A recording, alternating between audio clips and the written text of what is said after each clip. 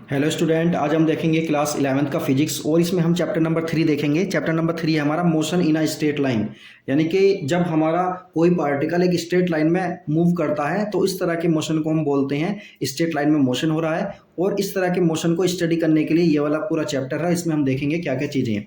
तो सबसे पहले हम बात करते हैं मैकेनिक्स की। मैकेनिक्स क्या होता है? Mechanics is the branch of physics. Mechanics क्या है? फिजिक्स की ब्रांच है that deals with the conditions of rest और motion of the material object, यानी कि जो हमारे आसपास के मटेरियल होते हैं तो उनके रेस्ट या फिर मोशन के बारे में स्टडी करने को हम मैकेनिक्स बोलते हैं। और ये हमारा जो है नीट हो गया या फिर कोई भी कंपटीशन हो गया, जेई मेंस एडवांस हो गया, सभी के लिए मैकेनिक्स वाला पोर्शन बहुत ज़्यादा इंपॉर्टेंट होता है। तो इस चीज़ को एक एक डेफिनेशन को ध्यान से समझना है और फिर उसके अकॉर्डिंग इनके फॉर्मूले वगैरह अच्छे से तैयार करने हैं और न्यूमेरिकल्स खूब सारे करने हैं। तो चलिए अब देखते हैं हमारी मैकेनिक्स की भी हमारी कुछ सब ब्रांचेज होती हैं। तो देखिए पहली क्या है हमारी स्टैटिक्स। स्टैटिक्स में क्या होता है, हमारा जो पार्टिकल है हमारा वो रेस्ट में रखा हुआ है या फिर इक्विलिब्रियम वाली पोजीशन में है, तो इस तरह की स्टडी को हम क्या बोलते हैं? स्टैटिक्स बोलते हैं। इसी तरह से काइनेमैटिक्स में क्या होता है, इसमें क्या होता है? With the study of motion of object without considering the cause of motion, यानी इसमें फोर्स को नहीं लेते हैं, यानी कि जिस वजह से हमारा मोशन हो रहा है बॉडी में उसकी वजह को नहीं लेते, यानी उसके कोज को नहीं लेते। ऑब्वियस है फोर्स लग रहा होगा उस पर तभी मोशन कर रहा है, तो उस फोर्स को नहीं लेते। इस तरह की जो स्टडी होती है वो काइनेमैटिक्स के अंदर की जाती है। और इसी तरह से डायनामिक्स में क्या होता है, जब कोई ऑब्जेक्ट हमारा मोशन में होता है और उसके कोज को भी हम क्या करते हैं? कंसीडर करते हैं, यानी फोर्स को भी उसके अंदर कंसीडर करेंगे। तो इस तरह के मोशन को हम इस वाले डायनामिक्स वाले पोर्शन में जो है पढ़ते हैं। तो चलिए अब रेस्ट वाली पोजीशन को देखते हैं। रेस्ट क्या होता है? An object is said to be at rest. एक ऑब्जेक्ट रेस्ट में होगा ऐसा बोला जाएगा if it does not change its position with respect to its surrounding with the passage of time. मतलब क्या है? मतलब ये है कोई भी ऑब्जेक्ट रेस्ट में कब कहा जाएगा? जब वो किसी के रेस्पेक्ट में क्या हो, अपनी पोजीशन को चेंज ना कर रहा हो टाइम के साथ। मतलब टाइम बीतता जा रहा है लेकिन उसकी पोजीशन किसी के रेस्पेक्ट में चेंज नहीं हो रही है। जैसे कि ऐसा समझिए कि a book lying on a table, एक बुक जो है हमारी टेबल पर रखी हुई है और उसकी पोजीशन टाइम के साथ चेंज नहीं हो रही है, तो हमने क्या मान लिया? हमने रेस्पेक्ट में माना क्या? टेबल को रेस्पेक्ट में माना बुक के। तो हमें रेस्पेक्ट मानना बहुत जरूरी है। बिना रेस्पेक्ट के हम नहीं बता सकते कि कोई चीज़ हमारी रेस्ट में है या मोशन में है। तो रेस्ट का क्या मतलब है? जब कोई ऑब्जेक्ट हमारा रखा हुआ है, मतलब उसकी पोजीशन टाइम के साथ चेंज नहीं हो रही है किसी चीज़ के रेस्पेक्ट में, यानी टेबल पर हमारी बुक रखी हुई है और बुक टेबल पर रखी हुई है, उसकी पोजीशन चेंज नहीं हो रही, टाइम चेंज होता जा रहा है। तो इस तरह की जो सिचुएशन होगी उसको हम क्या बोलेंगे? रेस्ट बोलेंगे।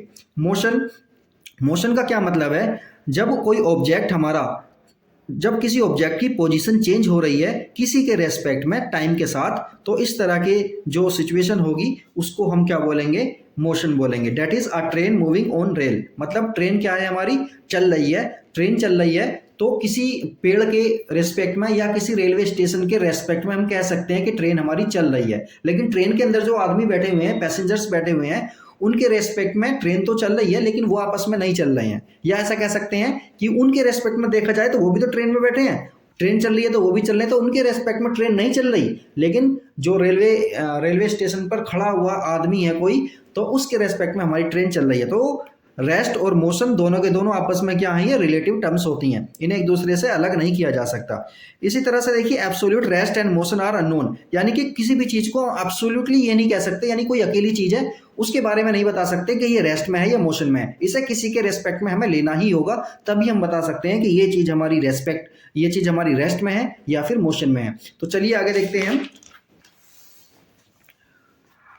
सबसे पहले देखते हैं पॉइंट ऑब्जेक्ट। पॉइंट ऑब्जेक्ट क्या होता है? If the position of an object changes by distance much greater than its own size, यानी कि जब किसी ऑब्जेक्ट की डिस्टेंस जो चेंज हो रही है वो उसके खुद के साइज के रेस्पेक्ट में बहुत ज़्यादा हो, तो उस ऑब्जेक्ट को हम पॉइंट ऑब्जेक्ट मान सकते हैं। जैसे कि ऐसा समझिए एक ट्रेन है हमारी और वो कई हजारों किलोमीटर जा रही है, तो ट्रेन का जो साइज है वो कई हजार किलोमीटर के रेस्पेक्ट में देखा जाए तो बहुत कम है, तो इसलिए ट्रेन को हम मान सकते हैं कि वो पॉइंट ऑब्जेक्ट हो सकती है।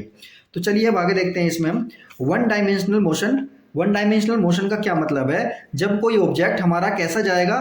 एक एक स्ट्रेट लाइन में जाएगा तो इस तरह के मोशन को हम क्या बोलते हैं, one dimensional motion, rectilinear motion या लीनियर मोशन बोलते हैं। और ये होता है हमारा 1D। 1D का मतलब क्या है, एक ही डायमेंशन में ये हमारा चलता है। जैसे कि हमारी रेल हो गई, ट्रेन होती है हमारी, एक ही डायरेक्शन में चलती है, तो इस तरह के मोशन को हम बोल सकते हैं वन डायमेंशनल मोशन। दूसरा देखिए, two dimensional motion, the motion of an object is said to be two dimensional if only two of the three coordinates specifying its position, यानी कि उसकी पोजीशन को बताने के लिए जब केवल दो ही जो है दो ही क्या चाहिए हमें, एक्सिस चाहिए, यानी कि एक्स एक्सिस और वाई एक्सिस चाहिए, एक्स एक्सिस और वाई एक्सिस चाहिए, तो इस तरह के जो मोशन होता है हमारा, इस तरह के मोशन को हम बोल सकते हैं कि 2D मोशन है हमारा। जैसे कि ऐसे समझिए, motion of a planet, motion of a planet, या फिर एक कार है हमारी जिगजैग वाले पाथ पर जा रही है। जिगजैग का मतलब है कभी इधर जा रही है, कभी इधर जा रही है, कभी इधर, तो इस तरह के मोशन को बोलते हैं जिगजैग मोशन। तो जब हमारी कार जिगजैग मोशन पर, जिगजैग पाथ पर चलेगी, तो इस तरह के मोशन को हम बोलेंगे कि ये 2D मोशन है। या फिर हमारा प्लेनेट जो रिवॉल्व करते हैं अर्थ के अराउंड, तो इस तरह के मोशन को भी हम क्या बोल सकते हैं, ये 2D मोशन है। इसी तरह से 3D मोशन है, जब किसी पार्टिकल के या ऑब्जेक्ट के मोशन को शो करने के लिए तीन डायमेंशन की आवश्यकता हो, तो इस तरह के मोशन को हम क्या कहते हैं, 3D मोशन बोलते हैं। और इस तरह के मोशन का जो एग्जाम्पल है हमारा, a kite flying on a windy day, मतलब जो बहुत ज़्यादा हवा तेज चलती है, तो इस तरह के मोशन में जब हम काइट को उड़ाते हैं, पतंग को उड़ाते हैं, तो वो हमारा 3D बन जाता है। या फिर एरोप्लेन का जो मोशन होता है वो हमारा 3D होता है, यानी एरोप्लेन को ऊपर नीचे या दाएं बाएं आसानी के साथ ले जाया जा सकता है। तो इस तरह के मोशन को क्या बोलेंगे हम, 3D मोशन बोलेंगे। चलिए अब आगे देखते हैं हम डिस्टेंस और पाथ लेंथ। डिस्टेंस का क्या मतलब है, it is the length of the actual path traversed by a body between its initial and final position. मतलब यानी कि कोई पार्टिकल अगर जितनी भी पाथ को ट्रेवल करता है, उन सब की लेंथ को जब हम प्लस कर देते हैं, तो इस तरह की जो लेंथ आती है उसको हम डिस्टेंस बोलते हैं। जैसे कि यहाँ समझिए कि कोई पार्टिकल है हमारा, ए से सी तक गया, सी से बी तक गया, ए से सी तक गया और सी से बी तक गया। तो ए से सी तक जाने में और सी से बी तक जाने में जितनी भी इसने डिस्टेंस चली, इन सबको ऐड कर देंगे तो ये हमारी डिस्टेंस बन जाएगी। तो देखिए डिस्टेंस के बारे में, डिस्टेंस एक हमारी स्केलर क्वांटिटी होती है और इसके अंदर मैग्नीट्यूड होता है, डायरेक्शन की कोई आवश्यकता इसके अंदर नहीं होती है। और डायरेक्ट डिस्टेंस हमारी कैसी हो सकती है, डिस्टेंस हमारी ऑलवेज पॉजिटिव होगी या जीरो हो सकती है, और ये डिस्टेंस हमारी नेगेटिव नहीं हो सकती कभी। इसी तरह से देखिए SI unit of distance is metre. Unit जो होती है इसकी, एसआई यूनिट वो मीटर होती है, और सीजीएस यूनिट जो होती है डिस्टेंस की वो होती है सेंटीमीटर। इसी तरह से अब हम डिस्प्लेसमेंट के बारे में देखेंगे। तो डिस्प्लेसमेंट क्या है, displacement of an object is the change in the position of an object in a fixed direction. मतलब क्या है, इनिशियल और फाइनल पोजीशन के बीच की जो डिस्टेंस होती है वो हमारी क्या कहलाती है, डिस्प्लेसमेंट कहलाती है। और डिस्प्लेसमेंट में क्या है हमारा, चाहे वो किसी भी पाथ से गया हो, फाइनल और इनिशियल पोजीशन के बीच को ही हम देखेंगे, उन दोनों के बीच की जो डिस्टेंस है वही हमारी क्या कहलाती है, डिस्प्लेसमेंट कहलाती है। और डिस्प्लेसमेंट जो है हमारी एक वेक्टर क्वांटिटी होती है, ये पॉजिटिव भी हो सकती है, नेगेटिव भी हो सकती है, जीरो भी हो सकती है। और एसआई यूनिट जो होता है डिस्प्लेसमेंट का वो मीटर होता है, और सीजीएस यूनिट हमारा सेंटीमीटर होता है। इसी तरह से देखिए हम आगे देखते हैं, स्पीड के बारे में देखते हैं कि स्पीड क्या होती है। The rate of change of position of an object with time in any direction is called it speed. मतलब क्या है, स्पीड हमारी rate of change of position of an object with time in any direction, that is called speed. मतलब speed क्या होती है, distance travelled upon time taken. Speed का formula क्या होता है हमारा, distance travelled upon time taken. और जो स्पीड होती है हमारी स्केलर क्वांटिटी होती है, और ये पॉजिटिव हो सकती है या जीरो हो सकती है, और स्पीड हमारी नेगेटिव नहीं हो सकती।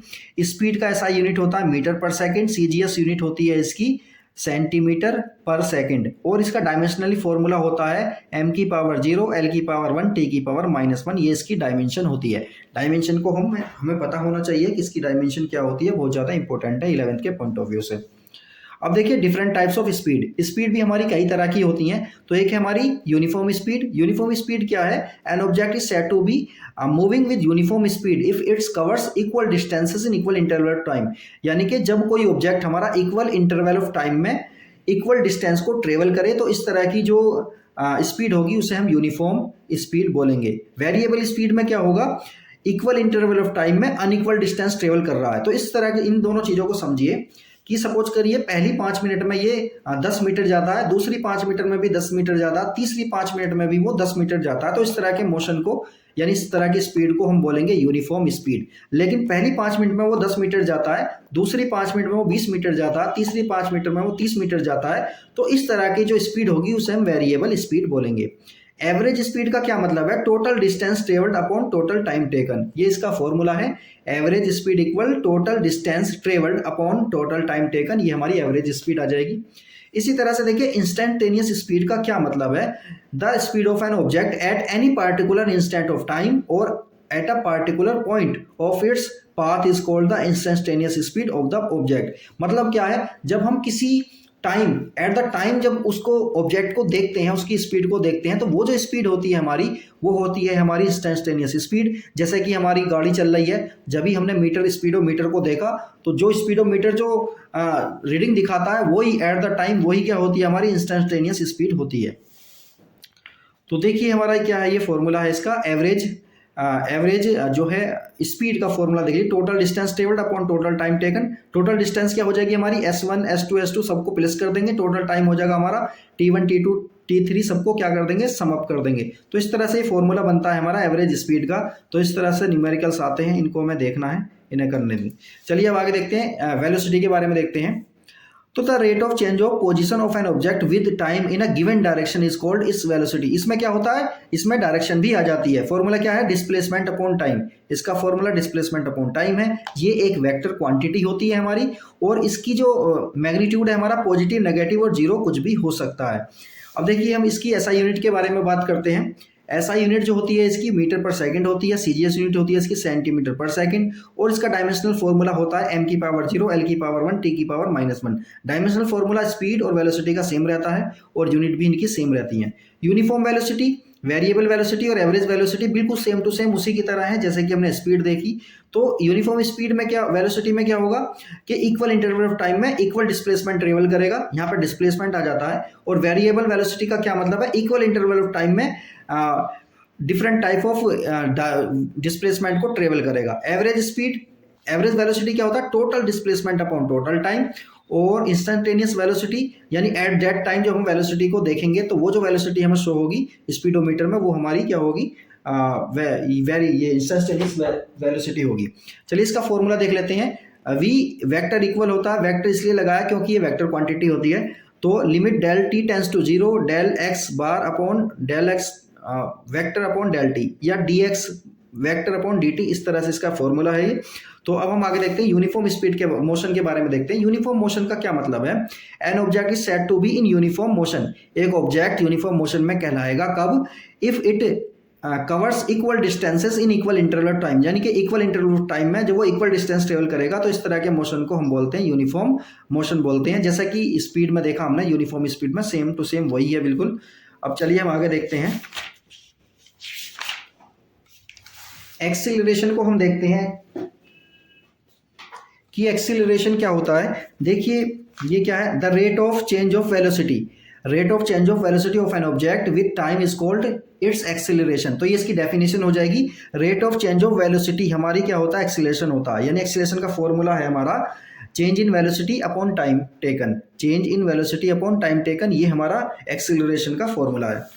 अब एक्सीलरेशन जो होता है हमारा एक वेक्टर क्वांटिटी होता है। एक्सीलरेशन हमारा वेक्टर क्वांटिटी है, और इसकी एसआई यूनिट होती है मीटर पर सेकंड स्क्वायर, सीजीएस यूनिट होती है इसकी सेंटीमीटर पर सेकंड स्क्वायर, और इसकी जो डायमेंशनल फॉर्मूला होता है m की पावर 0, l की पावर 1, t की पावर -0, ये t की पावर -2, ये इसका फॉर्मूला होता है। अब देखिए यूनिफॉर्म एक्सीलरेशन हो गया हमारा। यूनिफॉर्म एक्सीलरेशन में क्या होता है?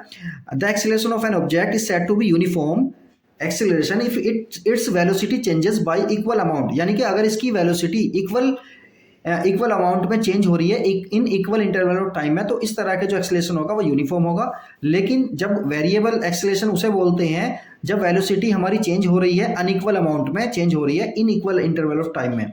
इस तरह से जो है हमारा एवरेज एक्सीलरेशन देखते हैं। ए एवरेज क्या होता है? v2 - v1 upon t2 - t1, यानी del v upon del T, यानी कि difference in velocity upon difference in time, that is called average velocity. Instantaneous acceleration वो एक्सीलरेशन होता है object given at a given instant of time or at a given point of its motion is called instantaneous acceleration। यानी कि किसी एक particular time पर जो acceleration होता है उसे इंस्टेंटेनियस एक्सेलेरेशन बोलते हैं। और इसका फॉर्मूला हमारा ये रहा, ए इक्वल है हमारा limit del T tends to 0 del V upon del T equal है D we upon D T. तो डी वी इक्वल आ जाएगा हमारा D X upon D T, A equal आ जाएगा हमारा D two X upon D T square. इसी तरह से देखिए पॉजिटिव एक्सेलेरेशन, नेगेटिव एक्सेलेरेशन ये क्या होते हैं इनको भी समझ लेते हैं। If the velocity of an object increases with time, अगर हमारी वेलोसिटी टाइम के साथ साथ बढ़ रही है तो इस तरह के एक्सेलेरेशन हमारे पॉजिटिव एक्सेलेरेशन कहलाते हैं। और इसी तरह से देखिए नेगेटिव एक्सेलेरेशन क्या होते हैं हमारे, if the velocity of an object decreases time with time, यानी कि जब हमारी वेलोसिटी टाइम के साथ घटती चली जाती है तो इस तरह के एक्सेलेरेशन होते हैं हमारे नेगेटिव एक्सेलेरेशन, या रिटार्डेशन भी बोल देते हैं इसे, या डेसिलरेशन भी इसे बोल देते हैं। तो ये हमें पता होना जरूरी है। अब हम देखते हैं हमारा equations of motion by calculus method. Equation of motion हम देखेंगे।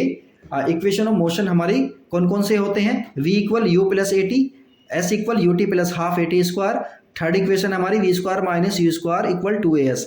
ये तीन हमारी इक्वेशन ऑफ मोशन कहलाती हैं। फोर्थ वाली भी होती है एन टाइम के लिए, यानी nth सेकंड में हमारी जो पार्टिकल है कितनी डिस्टेंस ट्रेवल करेगा उसके लिए ये वाला फॉर्मूला रहता है। तो पहली इक्वेशन को हम सोल्व करेंगे, दूसरी को और तीसरी को, सभी को सोल्व करने वाले हैं हम कैलकुलस मेथड से। तो हमें कैलकुलस की थोड़ी बहुत इंफॉर्मेशन होनी जरूरी है। तो फर्स्ट इक्वेशन के लिए हम बात करेंगे, acceleration is defined as a equal d we upon D t. ये फॉर्मूला हमारा पता है, एक्सेलरेशन का फॉर्मूला होता है। तो यहाँ से हम डी वी को फाइंड आउट करेंगे। डी वी इक्वल आ जाएगा हमारा ए डी टी, क्योंकि इन दोनों की यहाँ मल्टीप्लाई हो जाएगी, तो डी वी इक्वल आ गया हमारा ए डी टी। ये होगी हमारी इक्वेशन नंबर फर्स्ट। यहाँ पर हम क्या कर रहे हैं, टाइम को जीरो लेंगे और वेलोसिटी क्या होगी हमारी, सपोज करिए टाइम जीरो पर वेलोसिटी है हमारी u, इनिशियल वेलोसिटी, और उसी तरह से हम देखेंगे टाइम t पर वेलोसिटी हमारी बन जाती है v। तो अब हम इंटीग्रेशन करने जा रहे हैं इस वाली इक्वेशन का। तो इंटीग्रेशन का साइन ये वाला होता है, और वेलोसिटी है हमारी कहाँ से कहाँ तक जा रही है, पहले शुरुआत में क्या थी, u वेलोसिटी थी, और फाइनली हमारी वेलोसिटी v हो गई। टाइम क्या था हमारा, जीरो था, जीरो पर वेलोसिटी u, टाइम t पर वेलोसिटी थी v। तो ये हो गई हमारे इंटीग्रेशन के साइन a dt। तो देखिए यहाँ पर क्या करेंगे हम, अब वन का, यहाँ पर वन है ना, कुछ नहीं है तो वन मानते हैं, तो वन का v के डी वी के रेस्पेक्ट में जो इंटीग्रेशन होगा वो होगा v। तो ये हो गया v, और इसकी लिमिट होगी हमारी v और u। ये अपर लिमिट होती है, ये लोअर लिमिट होती है। इसी तरह से देखिए t का हमें इंटीग्रेशन करना है, और t यहाँ पर है नहीं तो a को तो हम कॉमन ले लेंगे, तो ये हो गया हमारा dt का हम इंटीग्रेशन करेंगे 1 इंटू डी टी। यहाँ पर 1 माना जा सकता है, तो 1 का t के रेस्पेक्ट में क्या होगा, t हो जाएगा। तो ये हो गया, इसकी भी लिमिट रखेंगे, अपर लिमिट और लोअर लिमिट। जब सभी की लिमिट को पुट करेंगे, पहले हम v के प्लेस पर ये वाला v रखेंगे, फिर v के प्लेस पर u रखेंगे माइनस का साइन लगाते हुए। तो ये लिमिट रखने का इसका तरीका होता है। ये हमने लिमिट रखी, v माइनस यू इक्वल आ गया हमारा, a तो बाहर ही है हमारा, तो इस t के प्लेस पर क्या रखना है, पहले तो ये वाला t रखेंगे, फिर इस t के प्लेस पर रखेंगे 0, तो ये t माइनस 0 हो गया। तो फाइनली हो गया हमारा v minus you equal A T. तो v इक्वल क्या आ गया हमारा, u प्लस ए टी। ये हो गई हमारी इक्वेशन, और इसको हमने नाम दे दिया 2। ये फर्स्ट इक्वेशन ऑफ मोशन कहलाती है, और इसको इक्वेशन को नाम दे दिया हमने 2। अब हम सेकंड इक्वेशन ऑफ मोशन को सोल्व करेंगे। Velocity is defined as, velocity का फॉर्मूला क्या होता है, v equal d s upon D t, या डी एस यहाँ से फाइंड आउट करेंगे तो क्या बन जाएगा हमारा v डी टी। तो v की जो वैल्यू है हमारी यहाँ से पुट कर देंगे, यहाँ पर आ गई हमारी। अब हम देखते हैं टाइम जीरो पर डिस्टेंस ट्रेवल्ड है हमारी 0, टाइम t पर डिस्टेंस ट्रेवल्ड है हमारी s, ऐसा हमने बोल दिया। तो अब इनका हम इंटीग्रेशन करेंगे। इस वाली इक्वेशन का इंटीग्रेशन करोगे, यानी कि स्टार्टिंग में टाइम था हमारा 0, तो टाइम 0 था तो वेलोसिटी, ये डिस्टेंस भी हमारी कितनी थी 0, टाइम था हमारा t, डिस्टेंस कितनी ट्रेवल कर ली इसने, s डिस्टेंस ट्रेवल कर ली, और ये फॉर्मूला हमारा रहा। तो सबके साथ हम क्या करेंगे, अलग अलग इंटीग्रेशन का साइन लगा देंगे। तो देखिए हम क्या कर रहे हैं, ds का क्या हो जाएगा, s हो जाएगा, और देखिए यहाँ पर क्या होगा, u तो हमारे यहाँ कॉमन आ गया, यहाँ t का हो जाएगा, t की जो अपर लिमिट है t, लोअर लिमिट है u, वो 0 हो गई, प्लस a हमारा बाहर रहेगा। t का देखिए इंटीग्रेशन t के रेस्पेक्ट में क्या होता है, टी स्क्वायर अपॉन 2 हो जाएगा, टी स्क्वायर अपॉन 2 हो गया। यहाँ पर भी हम लिमिट रखने जा रहे हैं, अपर लिमिट और लोअर लिमिट। तो ये अपर लिमिट लोअर लिमिट लगाएंगे तो फॉर्मूला फाइनली हमारा क्या बन जाएगा, S equal U T plus half A T square. ये सेकंड इक्वेशन ऑफ मोशन है, और इसे इक्वेशन नंबर 4 हमने नाम दे दिया है। इसी तरह से देखिए थर्ड इक्वेशन ऑफ मोशन हम किस तरह से देखेंगे। ए का फॉर्मूला क्या होता है हमारा, यानी एक्सेलरेशन का फॉर्मूला होता है हमारा d we upon D T. तो यहाँ पर हम क्या करने जा रहे हैं, डी एस की ऊपर नीचे मल्टीप्लाई करेंगे। तो जब डी एस की ऊपर नीचे मल्टीप्लाई करेंगे तो देखिए D s upon D T को क्या कह सकते हैं, वी, और ये हमारा ऐसा ही रहेगा। इसी तरह से देखिए हमने क्या किया है, क्रॉस मल्टीप्लाई कर दिया, ए डी एस इक्वल आ गया हमारा वी डी वी। तो ये होगी इक्वेशन नंबर 5, और इसी का हमें क्या करना है, इंटीग्रेशन करना है। इसके इंटीग्रेशन करने के लिए देखिए हम क्या करेंगे, सबसे पहले हम कुछ चीज़ों को एज्यूम करेंगे कि जब टाइम t था तो वेलोसिटी थी हमारी u और डिस्टेंस ट्रेवल्ड थी हमारी 0। इसी तरह से जब टाइम हमारा t हो गया तो v हो गया, यानी वेलोसिटी हो गई फाइनली v और डिस्टेंस ट्रेवल्ड होगी हमारी s। तो यही सारी वैल्यूज़ को हम इसमें पुट करने जा रहे हैं, फिर हम देखते हैं। तो देखिए इसका इंटीग्रेशन करेंगे हम 0 से s तक और u से v तक करेंगे। तो देखिए इसका इंटीग्रेशन हमारा क्या आ जाएगा, ds का आ जाएगा हमारा s और इसका v का क्या आ जाएगा, v square upon 2। Upper limit और लोअर लिमिट दोनों को पुट करेंगे, फाइनली हमारा आंसर आ जाएगा v square minus you square equal 2as। ये हमारा फाइनली फॉर्मूला आ गया। इसी तरह से फोर्थ इक्वेशन ऑफ मोशन को डायरेक्टली देख लीजिए। ये फोर्थ इक्वेशन ऑफ मोशन है, मतलब nth सेकंड में जो पार्टिकल है हमारा कितनी दूर जाएगा, इसके लिए फॉर्मूला एस nth इक्वल हो गया हमारा u plus a upon 2 into 2n minus 1। ये हमारा फाइनली फॉर्मूला बन गया है। तो इस तरह से हम आसानी के साथ इसको देख सकते हैं। चलिए अब हम देखते हैं अपने मोशन को, मोशन अंडर ग्रेविटी। यानी कि मोशन अंडर ग्रेविटी कब होता है, जब मोशन अपवर्ड डायरेक्शन या डाउनवर्ड डायरेक्शन में होता है, तो इस तरह के मोशन को हम क्या कहते हैं, मोशन अंडर ग्रेविटी कहते हैं। फ्री फॉल देखते हैं। फ्री फॉल का क्या मतलब है, जब किसी ऑब्जेक्ट को किसी ऊंचाई से बिना स्पीड दिए ऐसा ही छोड़ दिया जाता है, तो इस तरह के मोशन को बोलते हैं फ्री फॉल। और ये जो मोशन होता है हमारा फ्री फॉल, ये अंडर ग्रेविटी के अकॉर्डिंग होता है, यानी कि ग्रेविटी के अकॉर्डिंग वो पार्टिकल हमारा मूव करता है। तो इस तरह के मोशन को हम क्या बोलते हैं, फ्री फॉल बोलते हैं। तो इसी में देखिए near the surface of earth surface के करीब में जी की वैल्यू जो होती है, acceleration due to gravity small G होता है 9.8 मीटर पर सेकेंड स्क्वायर होता है। तो देखिए equations of motion for a freely falling body. Freely falling body के लिए इक्वेशन ऑफ मोशन है हमारे v इक्वल है हमारा u प्लस जी टी। तो a की जगह पर यहाँ पर क्या आ जाता है, g आ जाता है। s की जगह पर यहाँ पर h आ जाता है, ut plus half g t square, v square minus you square equal to g h आता है ना। स्पीड वो हाइट के लिए क्या आता है, h आता है। s की जगह क्या आ जाएगा, यहाँ पर h आ जाएगा। तो इस तरह से अपना ये मोशन होता है। इस पर रिलेटेड हमारे न्यूमेरिकल्स बहुत सारे बनते हैं। तो चलिए आज के लिए ये लेक्चर इतना ही है। उसके बाद हम देखेंगे पोजीशन टाइम ग्राफ क्या होते हैं, इन सबको भी हम आसानी के साथ समझेंगे और इस लेक्चर को फिर नेक्स्ट वाले को कंप्लीट करेंगे। तो वीडियो को देखते रहें, चैनल को सब्सक्राइब करें और कुछ भी समझ नहीं आता तो आप कमेंट करके बता सकते हैं, आपके लिए लेक्चर तैयार किया जाएगा। ओके।